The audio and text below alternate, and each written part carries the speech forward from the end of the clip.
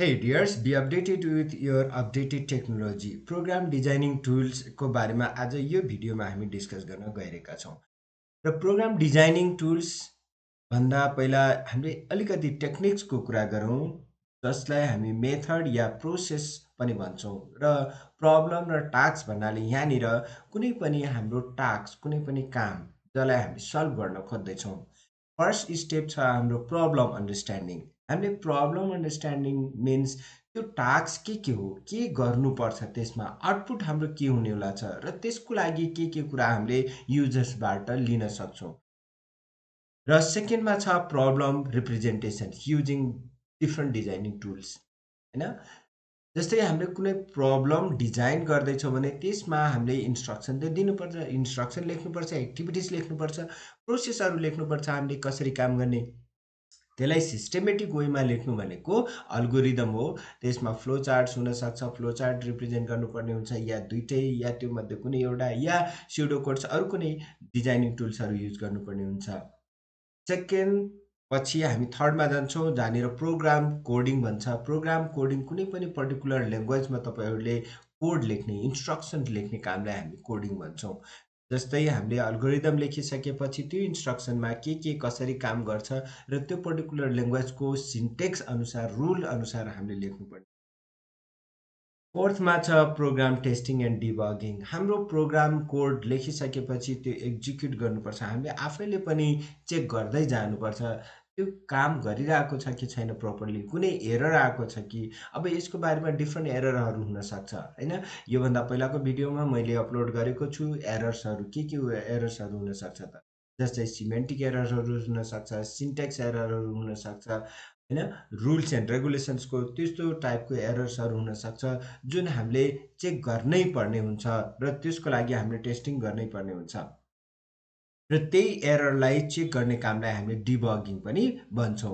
अर्को छ implementation of programme. त्यसपछि मात्र हामी इम्प्लिमेन्टेसनमा जान्छौँ र प्रपरली हामीले बनाएको फङ्सन्सहरू काम गरिरहेको छ कि छैन, युजर्सको डिजायर अनुसारको छ कि छैन, हाम्रो क्लाइन्ट्स को विस अनुसार छ कि छैन, त्यो चाहिँ चेक गर्नुपर्ने हुन्छ। त्यसपछि मात्रै हामी प्रोग्राम डिजाइन टुलमा जान्छौँ। प्रोग्राम डिजाइन टुल भन्नाले हाम्रो अर्को मेथड्स, होइन? प्रोपर मेथड्स, प्रोपर लजिक, जहाँनिर हामीले हरेक स्टेप्सहरू अपनाउनै पर्ने हुन्छ, या प्रोग्राम डिजाइन गर्दाखेरि प्रोग्रामरले इम्प्लिमेन्ट गर्नुपर्ने मेथड या स्टेप्सलाई हामीले प्रोग्राम डिजाइन टुल्सको रूपमा राख्छौँ। या प्रोग्राम डिजाइन टुल्स भन्नाले एउटा प्रोपर मेथड हो, प्रोसेस हो, जुनमा धेरै स्टेप्सहरू हुन्छन् र त्यो स्टेप फलो गर्नै पर्ने हुन्छ।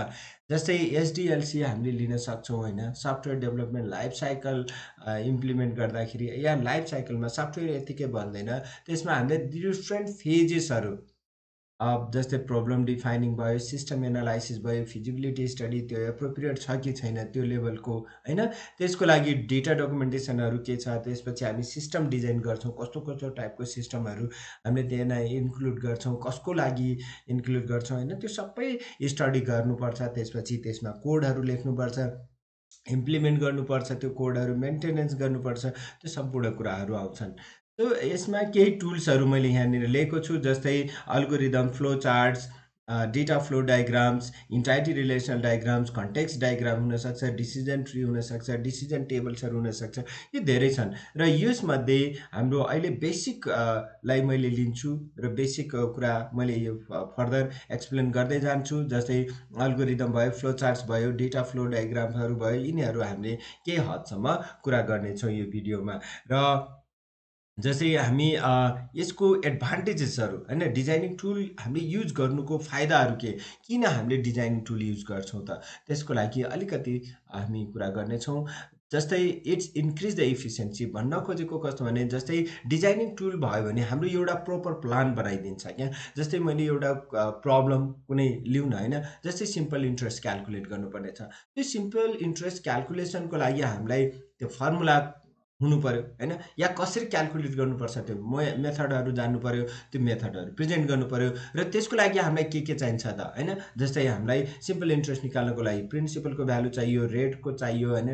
र टाइमको चाहियो, होइन? यी भ्यालु भइसकेपछि मात्रै हामी सिम्पल इन्ट्रेस्ट क्यालकुलेट गर्न सक्छौँ। त्यसको लागि कोड एफिसिएन्टली कोड गर्न सजिलो बनाउँछ। एउटा डिजाइनिङ टुल प्रपर भइसकेपछि हामीलाई यसले इन्क्रिज गर्छ है। त्यसपछि प्रोडक्टिभिटी, राम्रो प्रोडक्टिभिटी बनाउन हेल्प गर्छ, जस्तै एज अ गाइडलाइन्सको काम गर्छ, जसले गर्दा हाम्रो सानो टाइममा राम्रो प्रडक्टहरू बनाउन सक्छौँ या प्रोग्राम डिजाइन गर्न सक्छौँ। या product means program. Improve collaborations, हामीले डिफ्रेन्ट टास्कहरू, डिफ्रेन्ट फङ्सन्सहरू बनाउँछौँ, ती फङ्सन्सहरू कसरी एकअर्कामा काम गर्छन्, त्यो कोलाबोरेसन हुन्छ, टिमवर्क हुन्छ, कोड क्वालिटी अलिक फास्ट हुन्छ, कोड क्वालिटी राम्रो हुन्छ, सेक्योर कोड हामी बनाउन सक्छौँ या प्रोग्राम सेक्योर बनाउन सक्छौँ, डकुमेन्टेसन ल्याउन सक्छौँ, डिफ्रेन्ट डकुमेन्टेसन्स हामीलाई चाहिने कुराहरू होइन। त्यसपछि कुनै एउटा फङ्सन बनाएको छ, त्यसलाई पर्टिकुलरली ठाउँमा हामीले रियुज पनि गर्न सक्छौँ, यसको लागि यो यसरी युज गर्ने भनेर होइन। डेभलपमेन्ट फास्टर हुन्छ, डिबगिङ गर्नु सजिलो हुन्छ, या हाम्रो एरर्सहरू हुँदैनन्। दिज आर द थिङ्स होइन। त्यसपछि हामी अर्को उसमा जान्छौँ, जस्तै मैले अर्को भिडियोमा यो इन्क्लुड गर्नुपर्ने हुन्छ, यो भिडियो लामो हुँदैछ। जस्तै अल्गोरिदम, फ्लो चार्ट्स हामीले डिटेलमा जान्छौँ। So see you in next video. Thank you.